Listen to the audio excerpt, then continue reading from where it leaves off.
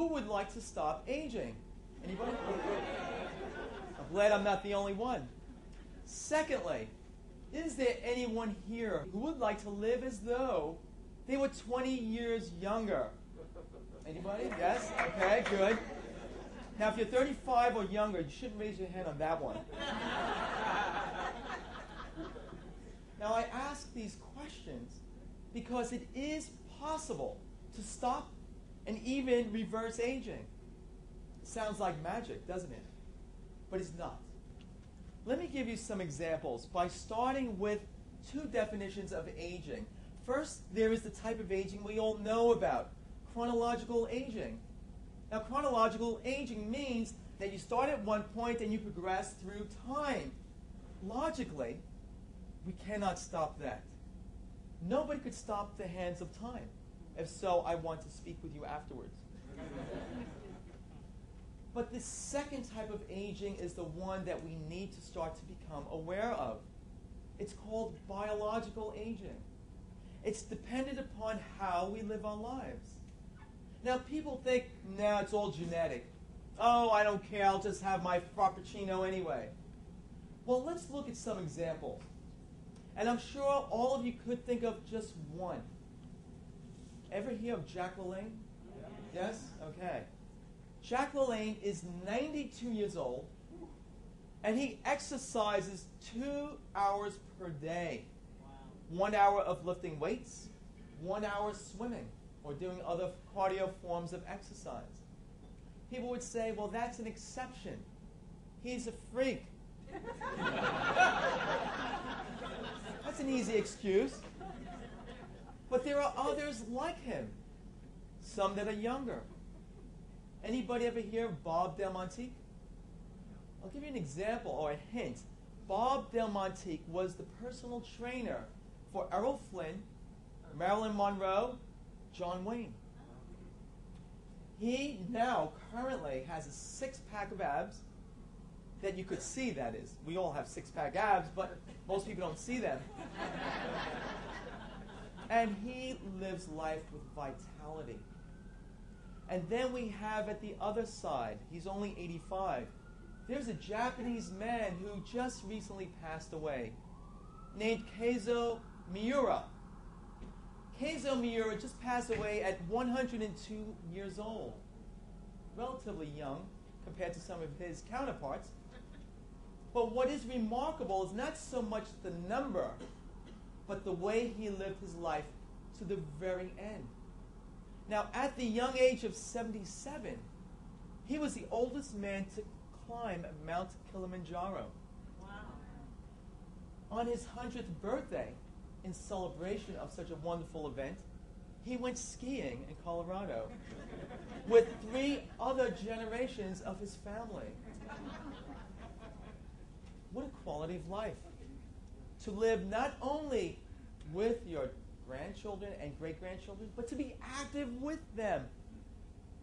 And it's not just the longevity anyway.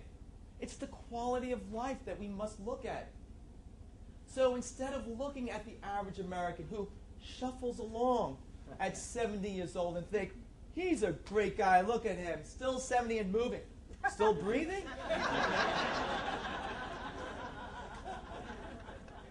Let's consider the examples that really matter and start to change our own concepts. In fact, I've got an exercise for everyone. What I want everyone to do is to close their eyes, and when I mention my phrase, I'm going to have to be honest with this, retain the first image that pops into your mind. Okay, so everybody close your eyes, and here is that phrase: retired senior citizen. What's the first image that comes to your minds? Retired senior citizen. Okay, now open your eyes. Shuffleboard. Shuffleboard. That's active. Father-in-law. I'm sorry? My father-in-law. Father-in-law, well, that's subjective. We don't know what that means, but any other descriptive terms? Matinees, Florida, retirement. Yeah. What's that? Antique Roadshow. Antique Roadshow. What was that? Discount tickets. Discount tickets. Okay.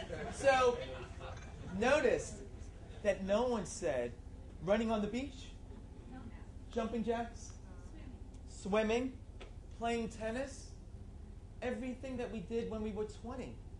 We should be visualizing that for ourselves when we're 80, 90, 100. This is what aging should be. But when you're surrounded in a culture by people that have followed a certain path, we lose sight of what is our true potential. There are 3 elements to aging that we need to be aware of. And I call these the not-so-secret secrets.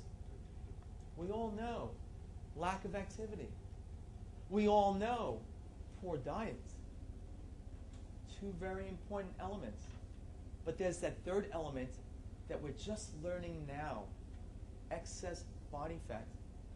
Excess body fat ages our cells. We used to think that fat just lay dormant on the body. No necessary negative effects. But what happens is the body was not designed to retain so much fat. And the body has to go through repair cycles, speeding up the aging of our cells. And isn't that interesting? That those first 2 elements of inactivity and poor diet contribute to that 3rd element of excess fat.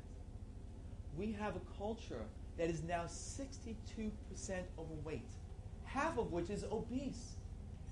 Our future is looking dismal.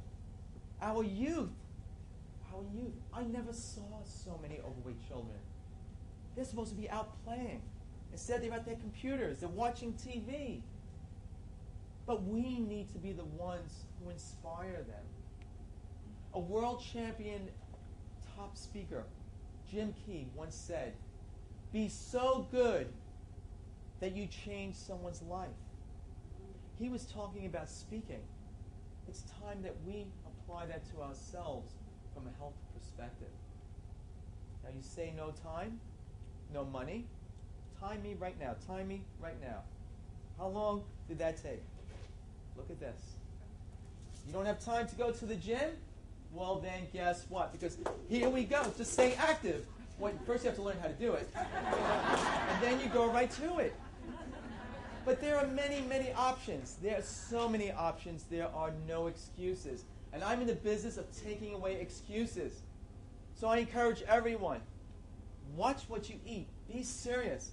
Stay away from saturated fats, simple sugars, and be active. And live life to its fullest.